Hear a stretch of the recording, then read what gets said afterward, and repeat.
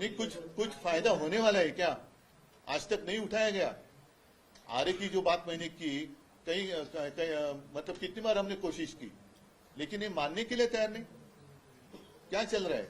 सिर्फ कॉन्ट्रैक्टर के लिए सब पेड़ भी काटो, सब काटो। अच्छा, तपोवन की जो मैंने बात की, उसका टेंडर ही कल निकला है म्यूनिसिपालिटी का। वहां कन्वेंशन हॉल और सारी चीजें बनाने वाले हैं। इसका मतलब यही है कि एक जो कहावत है, मुंह में राम और बगल में छुरी, उसको थोड़ा बदली करना होगा। मुंह में राम और बगल में Adani. Finance minister Ajit Pawar openly अपने बयान दे रहे हैं कि मेरे पास फंड्स है, आप मुझे वोट दो, मैं आपको फंड दूंगा। वही तो मैं कह रहा हूं ना, अजीत पवार जो फाइनेंस मिनिस्टर है, उनको उप मुख्यमंत्री में नहीं मानता, क्योंकि वो संवैधानिक पद है नहीं। अर्थमंत्री कहते हैं कि मेरे पास तिजोरी है।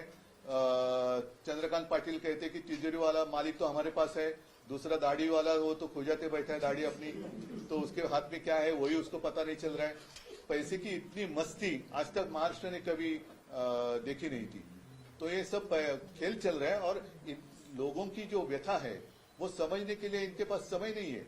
प्रचार के लिए घूम रहे, हेलीकॉप्टर से घूम रहे, सब घूम रहे, वोट मांगने के लिए घूम रहे, लेकिन जिन्होंने वोट दिया है उनकी कुछ सुख तो है नहीं, दुख ही है, व्यथा है। उसके बारे में क्या है? मैं खुद जाकर आया, ये क्यों नहीं जा रहे? जैसे मैं जाकर किसानों में बैठा, इनमें से किसी की हिम्मत क्यों नहीं होती जाकर वहां बैठने की? महायुतीचे सर्व नेते प्रचारात असताना महाविकास आघाडीत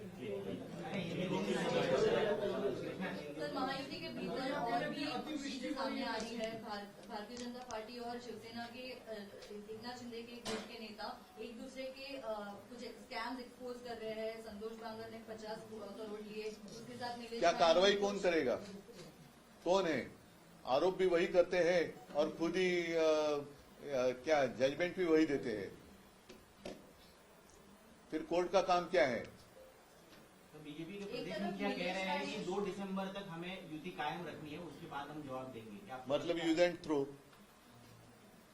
अभी वो थ्रो करेंगे तो कितने दूर तक जाएगा पता नहीं। उपयोगिता खत्म हो गई है, एकनाथ शिंदे की और अजीत पवार की उपयोगिता खत्म हो गई है बीजेपी के। अभी वो मैं तो अनुभव नहीं ले रहा हूँ, जिनके पास है उनको पूछो। लेकिन वो बातें बाद में। लेकिन आज जो मैंने 2 मुद्दे उठाए, एक तो बीजेपी का झूठा हिंदुत्व और झूठी देशभक्ति।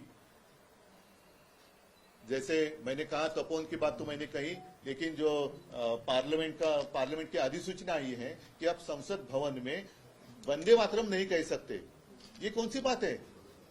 किसका दिमाग है इसके पीछे? और एक समय तो ऐसा था कि ये बीजेपी वाले ही तो चिल्ला कर कहते थे कि इस देश में रहना होगा तो वंदे मातरम कहना होगा।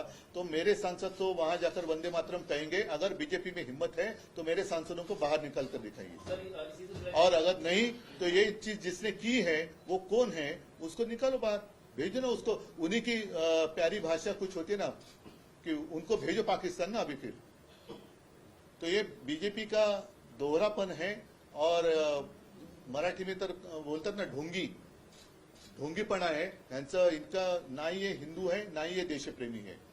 धन्यवाद। नहीं, ठीक है, चलो बाद में इसके ऊपर करेंगे। 2 विषय महत्वपूर्ण हैं, और फिर से एक बार सब लोगों को मैं धन्यवाद देता हूं। आपके माध्यम से मैं पूरे राज्य को ये जानकारी देना चाहता था। Thank you. जय हिंद, जय महाराष्ट्र, वंदे मातरम। गर्मियों की छुट्टी होने वाली थी, मेरे पापा आने वाले थे, तो हम लोग सभी खुश थे। तो मैं बेड पे चढ़ के डांस कर रहा था, लेकिन वो पहले ही आ गए। फ्रीज।